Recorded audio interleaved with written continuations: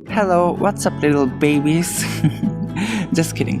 অনেক দিন পর একটা আর্ট প্রজেক্ট নিয়ে কাজ করার সুযোগ পেয়েছি, টাইম পেয়েছি।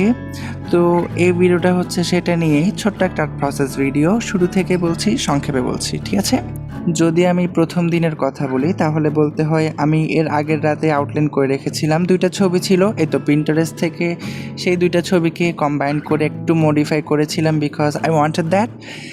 প্রথম দিন আসলে আমি আহামরি কিছুই করি নাই। এই তো এই যে ফেস দেখা যাচ্ছে, এই ফেসের পার্টটা আমি স্কেচ করেই শেষ, এতটুকুই। এই অল্প একটু কাজ করে আমি ধুম করে বাহিরে চলে গিয়েছিলাম, কারণ ফ্রেন্ডদের সাথে দেখা করতে হতো। এই তো আমার ফ্রেন্ড ফৌজিয়া অ্যান্ড ইমনকে দেখা যাচ্ছে এখানে।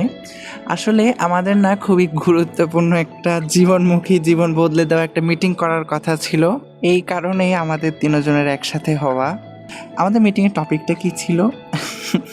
ওকে, লেটস কিপ ইট সিক্রেট নাও। হ্যাঁ, এই তো আমরা তিনজন অনেকক্ষণ কথা বললাম। মিটিংয়ের টপিকটা ছিল খুব ছোট্ট, কিন্তু অনেকক্ষণ লেগে গিয়েছিল। Back to the business, day number 2। প্রথম দিন যতটুকু করেছিলাম তার পরের অংশ থেকে করার চেষ্টা শুরু করেছি।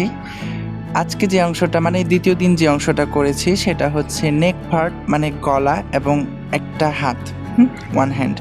তৃতীয় দিন করেছিলাম অনেক কিছু, কিন্তু ফিল্ম করি নাই। And then day number 4। এখন ধীরে ধীরে মাসেল এরিয়া, বডি পার্টগুলো করার ট্রাই করব। ডে নাম্বার 4-এ যেটা করেছি শুধু চেস্ট পার্ট।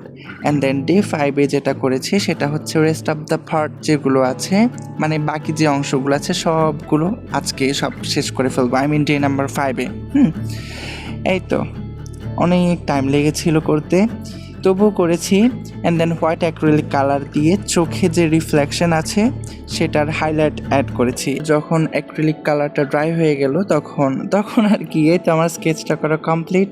একটু ছবি তুললাম, ভিডিও করলাম, and I am in love with this final result. এই তো ভিডিওটা এতটুকুই ছিল। Thank you, bye, take care, keep smiling, by.